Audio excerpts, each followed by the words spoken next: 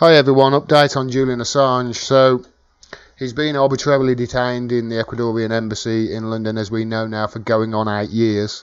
For those of you who say, oh, he's not being detained, just go and look up the word arbitrarily and educate yourself, stop being an idiot. He's also been silenced for about 75 days. He's got no access to Wi-Fi or contact with the outside world other than with his lawyer. Now, this treatment has been condemned by various human rights organisations as inhumane, but as we know, the UK and the US government only do things for humanitarian reasons or cite humanitarian reasons when it benefits our foreign policy, and then ignore it when it doesn't. And in this case, it doesn't. They want him. The Americans want him. They want him for telling the truth. That's what his crime is. His crime is he's telling the truth. That's his crime. Is it any wonder that voices like mine and independent voices are worried that they're going to shut us down? Because, he's the biggest truth teller of the lot of us. Look what they're doing to him. They're losing the narrative. The establishment are. They are losing control of the narrative, which is why they're coming down on people like Julian Assange and coming down on people who tell the truth. And that's why you're hearing stuff like the UK government last week come out and saying that tech giants need to do more to spread the disinformation online. In other words, to stop the spread of things that are counter to the establishment's foreign policy online. That's basically what they mean. And the Guardian are the chief cheerleaders almost in doing this with Julian Assange especially. This is from the World Socialist website. Guardian newspaper condemned for publishing, quote, deliberate lies about Julian Assange. This is where the disinformation is coming. This is the disinformation. It's not coming from people like Julian Assange. It's not coming from Russia or anywhere like... It's coming from people like The Guardian. It's coming from people like CNN and MSNBC or pro-war. Although I did see CNN did a good report on Yemen the other day, so well done to them. This article says, on September the 21st, the Guardian newspaper published claims based on unnamed sources, it's always unnamed sources, that Ecuador, Russia and WikiLeaks had conspired to smuggle Julian Assange out of the Ecuadorian embassy in London and transport him to another country, most likely Russia. So when they say unnamed sources there, you might as well just say, well, GCHQ MI6. They've told us the truth all the time, haven't they? They've always told us the truth. The intelligence services of the UK have. That's basically what it is. That's the unnamed sources from within the intelligence. When I get down to the author of who this the person's name who authored this article, who was one of the authors, you won't be surprised to hear who it is. So we know where this information is coming from. So therefore we know we can just discredit it to one side because it's coming from GCHQ. According to the article, the plan was set for Christmas Eve 2017. It's like a fucking Die Hard 7. Die Hard with the truth. Ecuador had granted Assange diplomatic status to represent its government in Russia. He was to be picked up by consular vehicles. However, the supposed plot was abandoned as too risky because British authorities outright rejected any recognition of diplomatic status for Assange and vowed to arrest him as soon as he set foot outside the embassy. But what they didn't plan on was there was a New York cop called John McCain who had a white vest on who came in and just messed the whole plan up. It's like... The claims were immediately rejected as false by Russian officials and former British whistleblower and WikiLeaks supporter Craig Murray, somebody else who is ostracised for telling the truth. A representative of the Russian embassy stated in a letter to The Guardian that the article had, quote, nothing to do with reality. The letter declared that it was, quote, puzzled by the sensationalist attitude of the authors. I wasn't puzzled by it at all when I saw it. I thought this is an obvious attempt and people can see straight through it. It's just an attempt to link Assange with Russia again. That's all it is. They're trying everything that this author is trying to everything he possibly can to link Assange with Russia or anything with Russia. Craig Murray publicly stated that he had been involved in earlier talks with Ecuadorian consul Fidel Nevares over possible, quote, future destinations for Assange. Russia, he insisted, was specifically ruled out as undesirable. Craig Murray knows Assange well. He's met him many times. Craig Murray actually says that he knows that it wasn't a hack of the DNC that led to WikiLeaks releasing the emails, because he met the person that leaked the emails. He knows it was a leak. Speak to Craig Murray, he'll tell you all about it. Murray linked the Guardian's allegations directly to the Mueller investigation in the United States. What a surprise.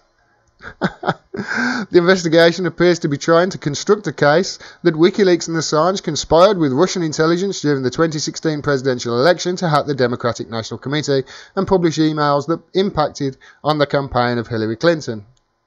Trying to say that it was a hack?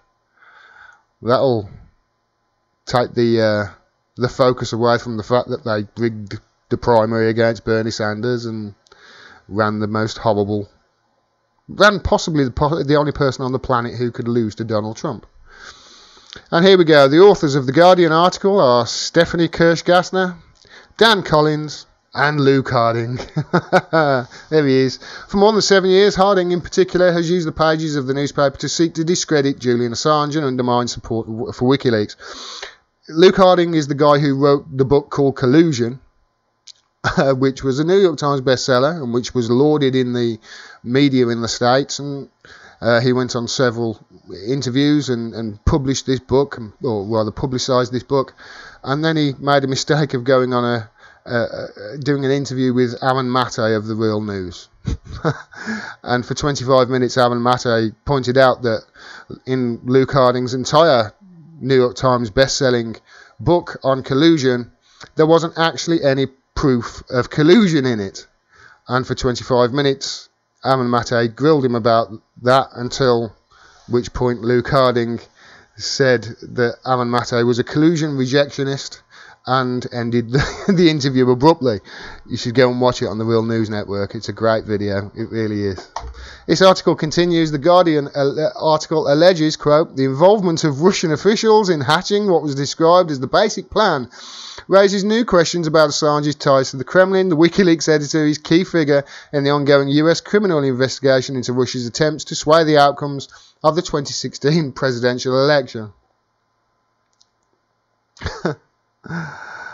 Oh dear. Luke Harding would try and link the outbreak of any foot and mouth disease to Russian interference in the 2016 election. He really would. Assange cannot speak for himself to answer such assertions, as Ecuador has denied him the right to communicate for close to 6 months.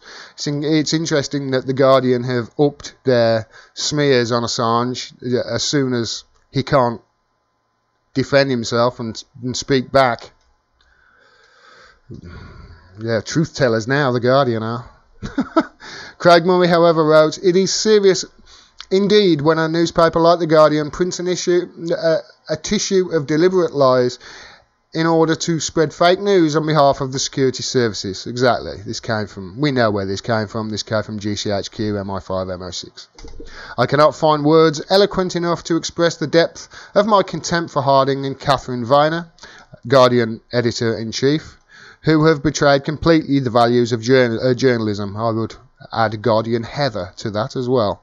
The sole objective of the efforts to associate WikiLeaks and Russia and the Trump campaign is to legitimize the unsubstantiated accusations of Russian meddling by the Democratic Party and US intelligence agencies. The allegations have no credibility.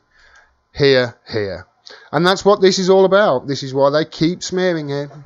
They're big boys when he can't actually, when he hasn't got a voice to fight back. It's going to be curious as to if ever he does get that voice back, to just what he's going to have to say about the likes of Luke Harding and The Guardian. I look forward to that. I really do. Unfortunately, I think the only chance Julian Assange has got at the moment is a change of government in the UK. Honestly, I think that's the only hope he's got. I keep everybody updated on this, but whenever you hear anything written in wank stains of a newspaper like The Guardian about Julian Assange, always check what the source is, because if it's unnamed sources, you can guarantee it's from MI5, MI6, GCHQ, and you can guarantee that it's going to be written by the likes of Luke Harding, and it's going to be absolute horse crap, deliberate lies. That's what they're doing now. Well done, The Guardian. Your standard is really quite low, but you are doing wonderful at the moment in limboing under your incredibly low standards with regards to your reporting on Julian Assange. How many lies has he ever told?